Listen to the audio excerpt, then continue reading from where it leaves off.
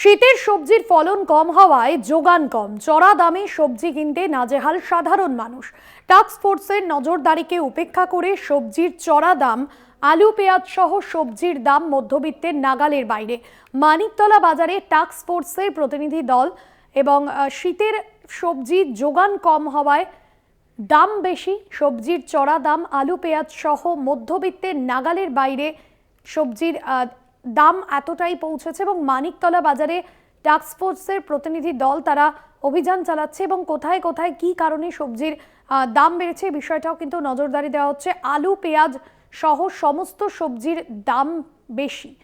শীতের সবজির ফলন কম হওয়ায় যোগান কম, চড়া দামে সবজি কিনতে নাজেহাল সাধারণ মানুষ।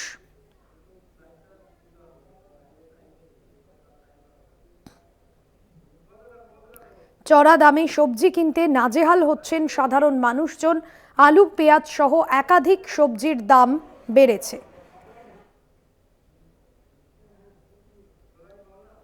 চড়া দামে সবজি কিনতে নাজেহাল হচ্ছেন সাধারণ মানুষজন।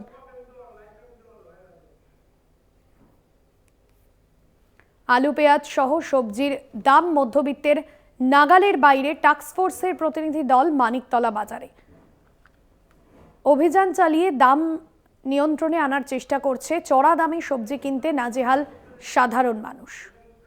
টাস্ক ফোর্সের নজরদারিকে উপেক্ষা করে দাম বাড়ছে। মানিকতলা সহ একাধিক বাজারে অভিযান চালিয়েছেন টাস্ক ফোর্সের প্রতিনিধি দল।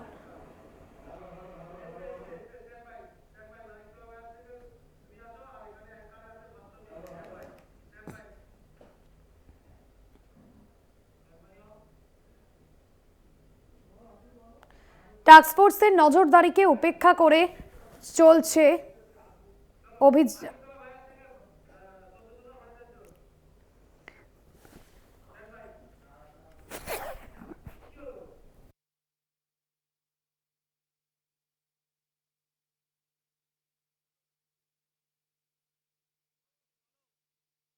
মানিকতলা বাজার থেকে রয়েছেন আমাদের প্রতিনিধি সত্য সুন্দর ভট্টাচার্য। সত্য সুন্দর, টাস্ক ফোর্সের অভিযান চলছে, তবুও দাম নিয়ন্ত্রণে কোনোভাবেই আনা যাচ্ছে না।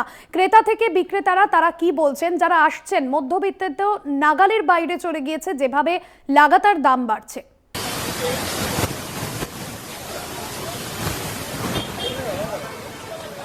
একেবারেই তাই। দেখো, আলু পেঁয়াজ মূলত যার উপর নির্ভর করে থাকে সাধারণ মধ্যবিত্ত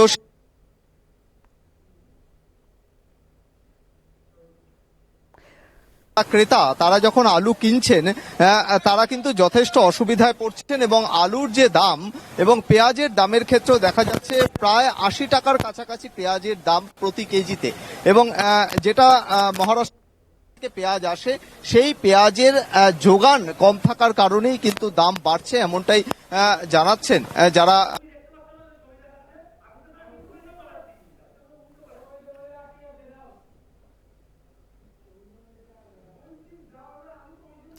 পেঁয়াজের দাম কত করে চলছে? পেঁয়াজ দেখো, পেঁয়াজের দাম নিয়ে কিন্তু যথেষ্ট একটা অস্বস্তি রয়েছে। কিছুক্ষণ আগে টাস্ক ফোর্সের প্রতিনিধি দাদা, পেঁয়াজের দাম কত করে রয়েছে?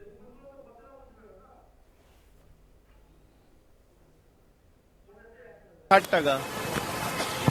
মহারাষ্ট্রের নাসিক থেকে যে পেঁয়াজ আসে সেটা কি এখনো আসছে? তার যোগানটা কিরকম রয়েছে? কিছু জানা নেই, আপনি লোক খোঁজ করুন, সব পাবেন আপনি।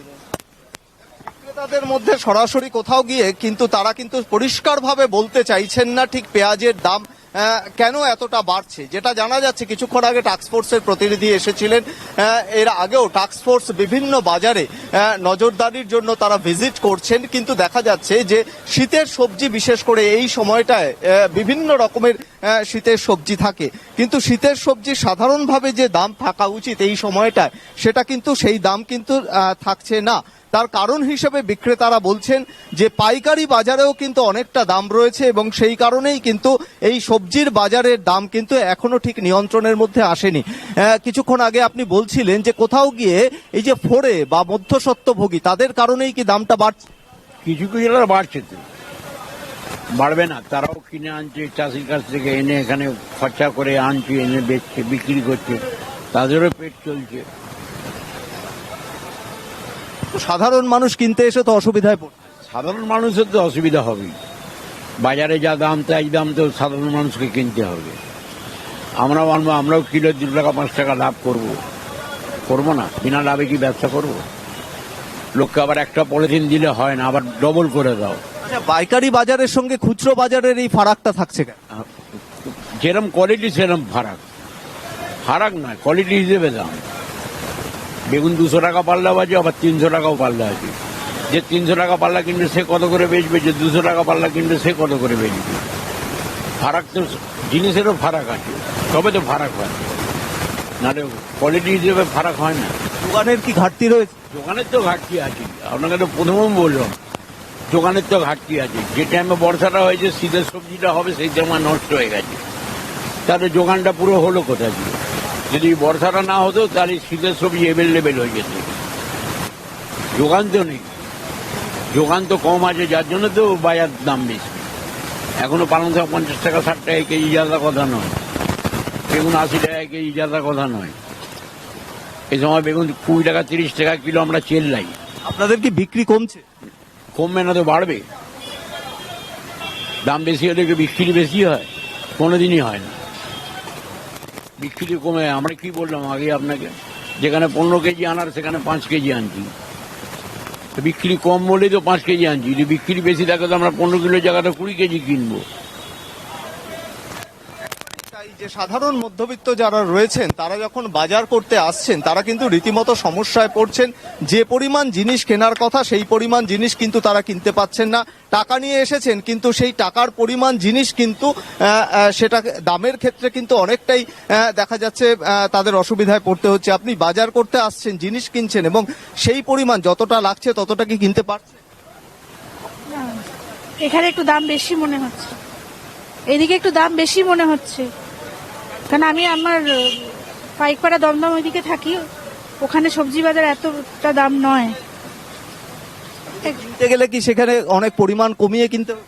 না না, এইখানে আমার দাম বেশি মনে হচ্ছে একটু, কিন্তু অগত্যা আজকে করতে হচ্ছে এদিক থেকে বাজার।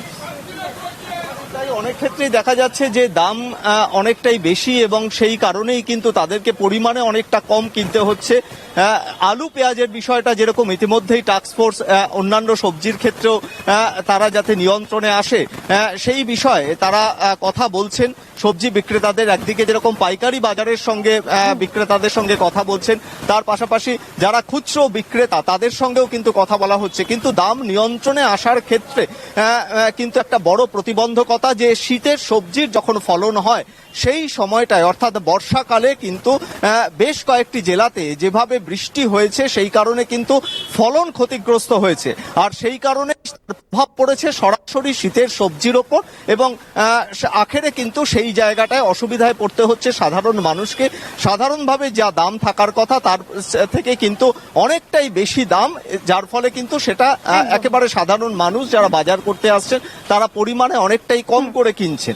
গোটা বিষয়টা নিয়ে টাস্কফোর্স নজরদারি চলছে এবং স্থানীয় প্রশাসন তারাও কিন্তু বিভিন্ন বাজারে ভিজিট করছেন। তবে দাম কমার ক্ষেত্রে কিন্তু যোগানের অভাব সেটাও কিন্তু একটা বড় কারণ বলে জানাচ্ছেন বিক্রেতারা। ধন্যবাদ জানাবো তোমায়। সরাসরি ছিলেন মানিকতলা বাজার থেকে আমাদের প্রতিনিধি সত্য সুন্দর ভট্টাচার্য।